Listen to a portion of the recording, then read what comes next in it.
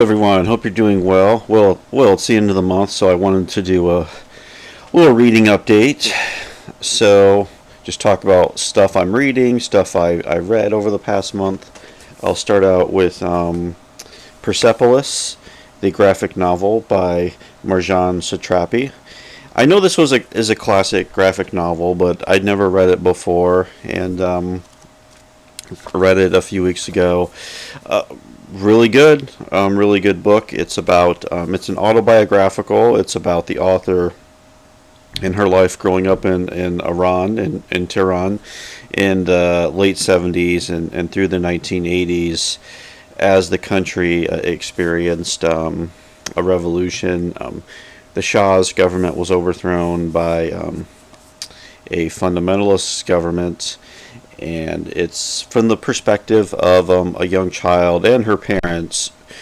She comes from a family where the parents are both politically conscious, both parents, and want to see a better day for their country.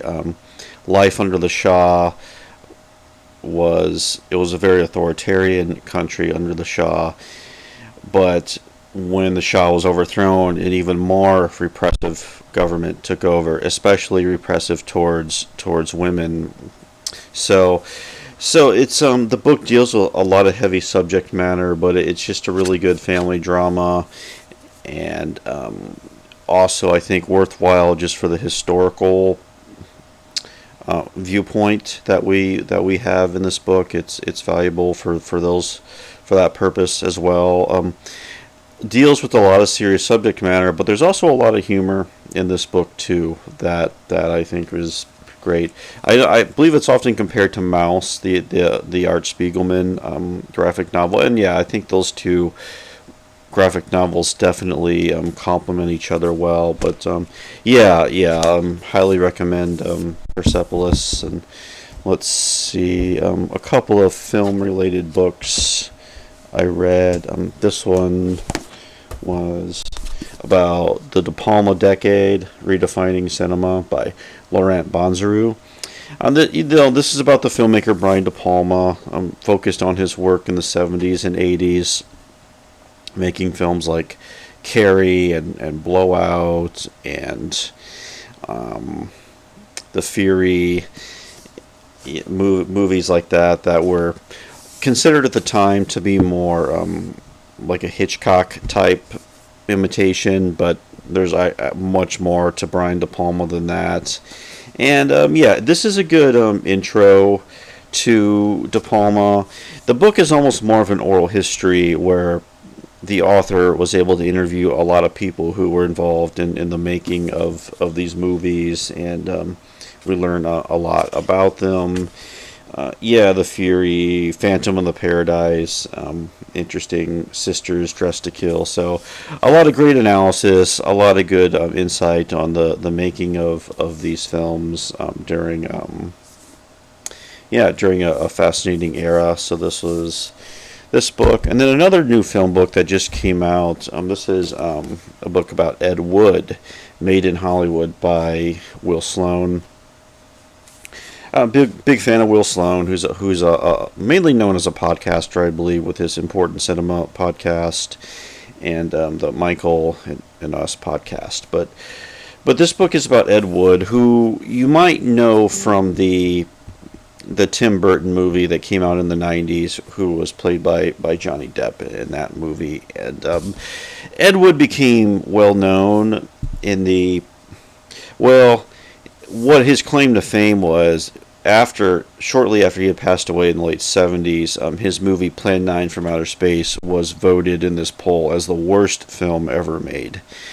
And his other notable film he did was Glen or Glenda, which came out earlier in the 1950s, was also considered one of the worst films ever made. So, and Sloan does a real detailed analysis of Ed Wood as a filmmaker. I mean, he was someone who was on the fringes of Hollywood, made many low-budget films, wrote scripts for low-budget films, and really was someone who sacrificed it all for his art to get his films made. And the trajectory of his career is I guess you could say there's a tragedy to Ed Wood, who was making B movies, or not even quite B movies, in the 50s, and was able to get some funding, some support for his movies. Famously, his friendship with Bela Lugosi, the famous horror movie star as Dracula from the 30s. By this point in the 50s, Lugosi had many issues, including drug addiction, which is covered in the Tim Burton movie, kind of the focus in the movie. But Wood was able to get movies made in the 50s and into the 60s. But then, his career continued to struggle, and eventually fell into making more exploitative films, adult films, going into the 1970s, and his financial situation got worse and worse, and he died fairly young, I believe, of a heart attack. But Will Sloan makes a case for Ed Wood as a filmmaker that is worth analyzing, worth talking about, and many things. I think the film or the book raises great questions about bad art, okay, and what is bad art, and what are the standards of art, and Will goes into a lot of his films and really makes a case that there's actually a lot of some interesting things happening in these movies, and they're so different from what was expected from a Hollywood movie at the time, with the lack of resources Wood had. His very iconoclastic way of writing was interesting. The acting wasn't quite there, but yeah, it raises a lot of great questions about art and how we feel about art, and also a lot about gender identity in the book as well, where Ed Wood was, once again, if you've seen the film, was famous for, to use the term at the time, being a cross-dresser, and that's also covered in the book at length. His film Glen or Glenda was about one of the first gender reassignment surgeries. Well, that's part of what the movie was about, but about Ed Wood's own struggle with his gender identity, and what was acceptable in society, and what was not. And Sloan writes about Glen or Glenda as a movie that's remarkably progressive in the early 1950s for getting into this topic of gender identity, but at the same time is very reactionary. So yeah.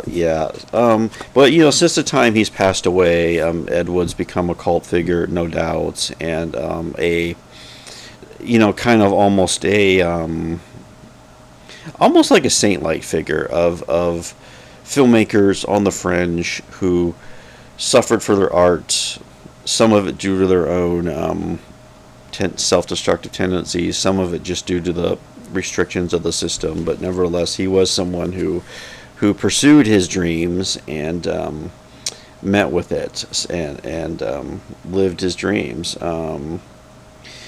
Yeah. So a lot of great, like I said, who this book is for, if you're really into filmmakers who were really on the fringes of Hollywood and what that life entailed and all that. I would highly recommend this book. So, okay, let's see, what else do we have? This is one, I've actually read this book before. This is The Soul of a New Machine by Tracy Kidder.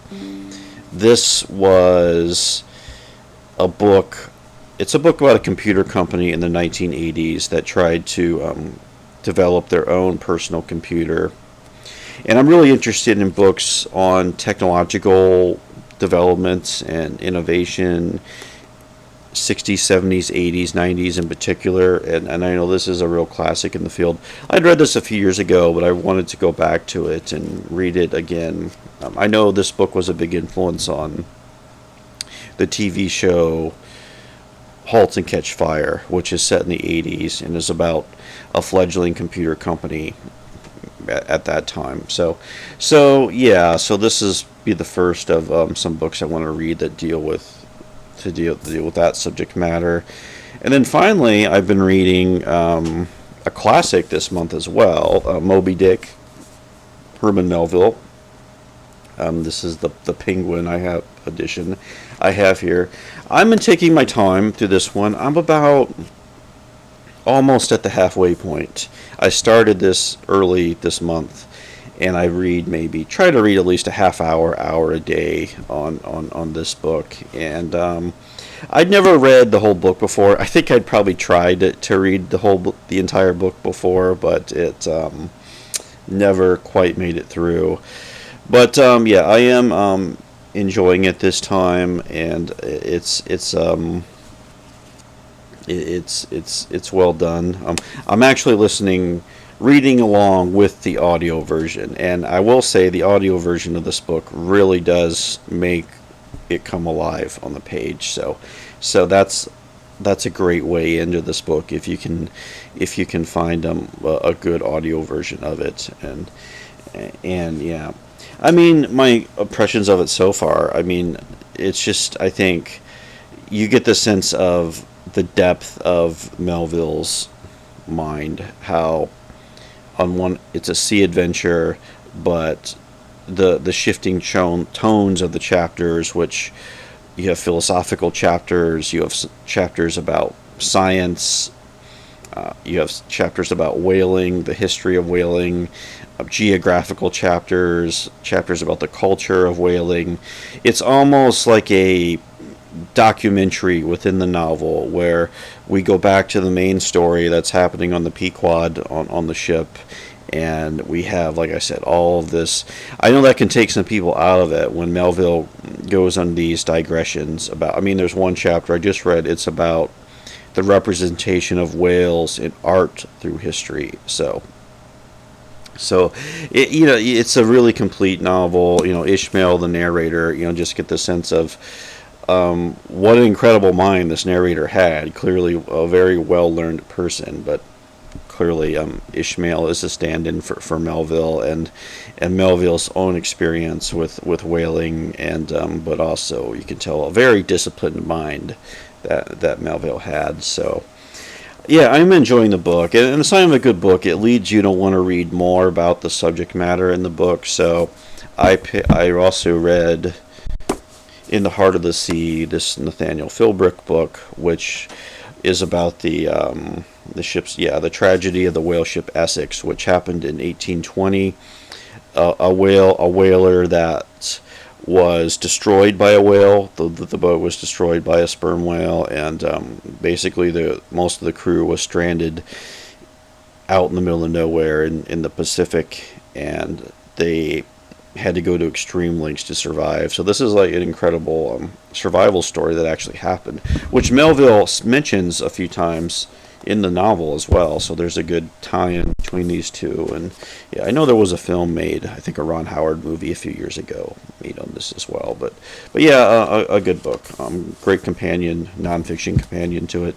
And I also picked up another book, which is, I've not read this, but I want to read it, 2 Years Before the Mast by Richard Henry Dana Jr., which is a book about being a seaman in the 19th century, and kind of coincides with the time period of Melville.